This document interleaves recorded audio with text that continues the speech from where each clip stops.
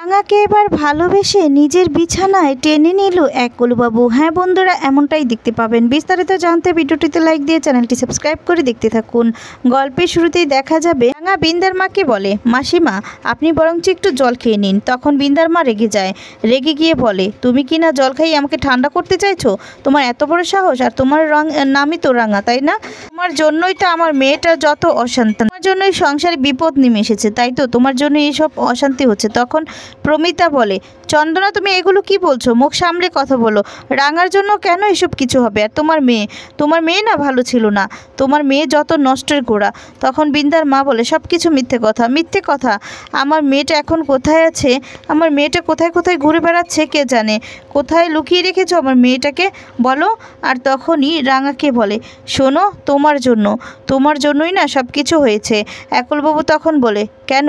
রাঙাকে দোষারোপ করছেন কেন? তখন পাঞ্চালি বলে, শুনুন আপনি না মুখ সামলে কথা বলুন। আপনার মেয়ে যত নষ্টের গোড়া, রাঙা নষ্টের গোড়া না। আপনার মেয়ে এই পর্যন্ত কি কম কিছু করেছে? তখন পাঞ্চালিকে বিন্দার মা বলে, শোনো পাঞ্চালি, মুখ সামলে কথা বলো, একদম চোখ রাঙিয়ে কথা বলবেন। একলবাবু তখন বলে, আপনি তাহলে কেন এখানে এসে হুড়ুস্তুরি করছেন? এই বিন্দার মা বলে, শোনো একলবাবু, তোমার তো আহিরির সাথে বিয়ে হওয়ার কথা ছিল, তাই না? ওই রাঙাকে তুমি বিয়ে করে নিয়েছো, তারপর থেকেই তো যত যন্ত্রণা। আমার মেয়ে সবসময় বলতো কত ভালো ঘর, কত ভালো সংসার, আমার মেয়েটাকে তুমি থাকতে দাওনি রাঙামতি। আমি ছাড়বো না, কাউকে ছাড়বো না। তখন পুলিশ অফিসারের কাছে গিয়ে নাটক করে বিন্দার মা বলে যে, দেখুন ওদেরকে সবাইকে ধরুন, ওরাই এই কাজগুলো করেছে। তখন একলবাবু বলে, শুনুন মাসিমা, আপনি কেন মিথ্যে কথা বলছেন? হ্যাঁ, আমার তো মনে হচ্ছে আপনি সব কিছু জানেন, আর আপনার মেয়েই হচ্ছে সব কিছু নষ্টের গোড়া। অফিসার তখন বলে, দেখুন আমরা যখন মিসিং ডায়েরিটা পেয়েছি তার জন্য জিজ্ঞাসাবাদ করতে এসেছি, আমাদেরকে জিজ্ঞাসাবাদ করতে হবে, তাই না? একলবাবু তখন বলে, হ্যাঁ চলুন, জিজ্ঞাসা তো আপনি করবেন, লোকাল থানায় খোঁজ নিয়ে দেখুন, আমরা তো মিসিং ডায়েরি করেছি, ওনার মেয়ে কি করেছে এই পর্যন্ত সব কিছু প্রমাণ কিন্তু আমাদের কাছে রয়েছে, আপনি সেখানে গিয়ে দেখতে পারেন। আর তাছাড়া ওনার মেয়ে এই পর্যন্ত অনেক জ্বালিয়েছে। তখন পাঞ্চালি বলে, হ্যাঁ যেমন মা তেমনই তো মেয়ে হবে, তাই না? ওনার মেয়ে কোনোদিনও আমাদেরকে শান্তিতে থাকতে দিয়েছে? তাছাড়া আমার বাবার ঘাড়ে পর্যন্ত তীর মেরেছে ওনার মেয়ে রাঙাকে ফাঁসাবে বলে। তখন এই কথা শুনে বিন্দার মা বলে, আমি একটা কথাও বিশ্বাস করি না, সব কিছু মিথ্যে কথা।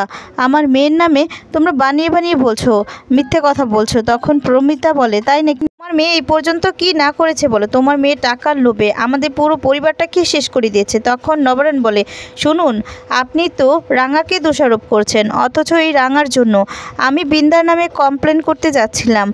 আপনার মেয়ে না এখন জেলে থাকতো, আমি থানায় কমপ্লেন করতে যাচ্ছিলাম, রাঙার জন্যই করিনি, রাঙার জন্যই আপনার মেয়ে বেঁচে গিয়েছে। আপনার মেয়ে না এভাবে আমাদেরকে ফাঁসাতে পারতো না। তখন একলবাবু বলে, হ্যাঁ আপনার মেয়ে না দেখুন গিয়ে ভিক্ষে করছে, আমাদের মান সম্মান শেষ করার জন্য না এই সমস্ত করছে, কারণ বসুবাড়ির পরিবারের কেউ না কোনোদিনও কখনো ভিক্ষা করেনি।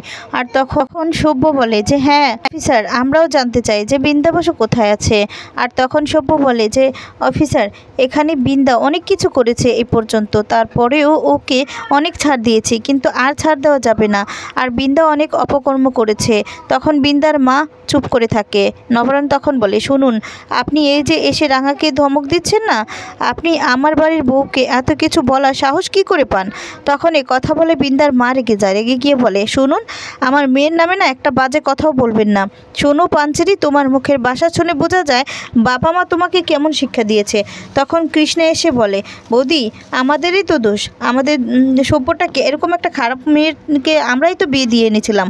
তখন দেখা যাবে বিন্দার মা বলে, শোনো কৃষ্ণা, তুমি না এর মধ্যে একদম কথা বলবে না, তুমি তো তোমার মেয়েকে নিয়ে এখানে থাকো, তোমার তো কোনো ঘর বাড়িই নেই, আর তুমি এখানে থাকো ওরা থাকতে দেয় বলে, তার জন্য এত বড় বড় কথা বলবে না।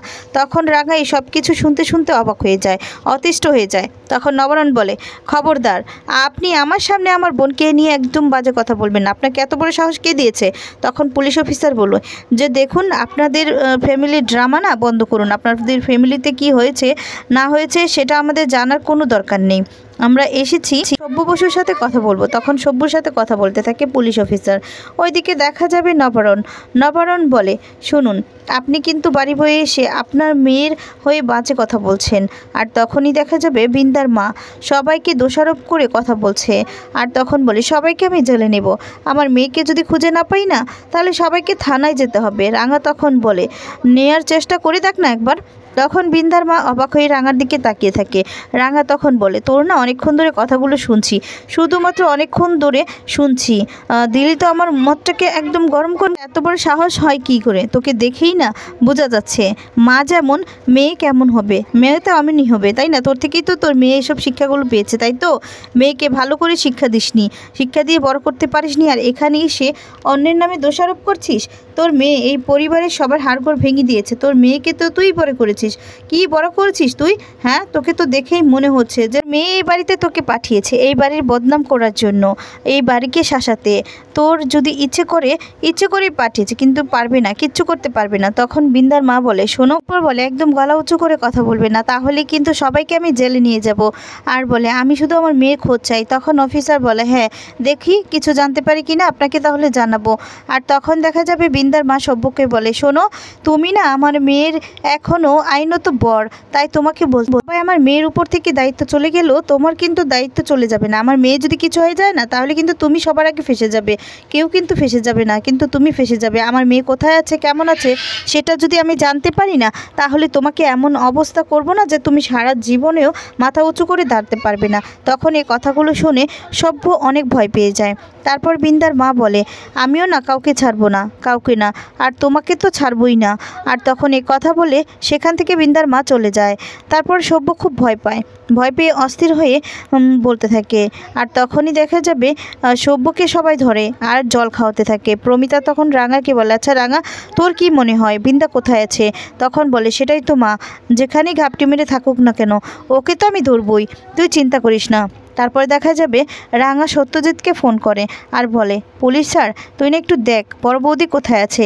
বড় বৌদির তার মাকে নিয়ে, মানে তার মাকে পাঠিয়ে অনেক হুমকি তুমকি দিয়ে গিয়েছে। আর এই সময়ে এমনিতেই বড়বাবুর শরীরটা ভালো নয়, আর এই সময় যদি এরকম চলতে থাকে তাহলে তো আরও অসুস্থ হয়ে যাবে, সহ্য করতে পারবে না রে। আর বর্দারকেও না অনেক কথা শুনিয়ে ভয় দেখিয়ে গিয়েছে। ওই মানুষটাকে তো জানিস, নিজেকে কোনোদিনও মানে ক্ষতি করার মানুষ নেই, কিন্তু সে কোথায় যে লুকিয়ে আছে সেটাই জানার কথা। আর তখন বলে, রাঙামতি, তুমি চিন্তা করো না, তোমার জন্য এতগুলো মিশন আমরা কমপ্লিট করেছি, আমরা সবাই তোমার পাশে আছি, তুমি চিন্তা করো না। তারপর ফোনটা রেখে দেয় রাঙা। ওদিকে দেখা যাবে শুভ শান্তি পাচ্ছে না, ঘুমোতে পারছে না, মশায় কামড় দিচ্ছে। আর তখন বলতে থাকে, আমার সব কিছু হয়েছে রাঙা তোর জন্য, তোকে তো আমি ছাড়বো না। তুই ঘেই ভেবেছিস যে আমি এভাবে শেষ হয়ে যাব?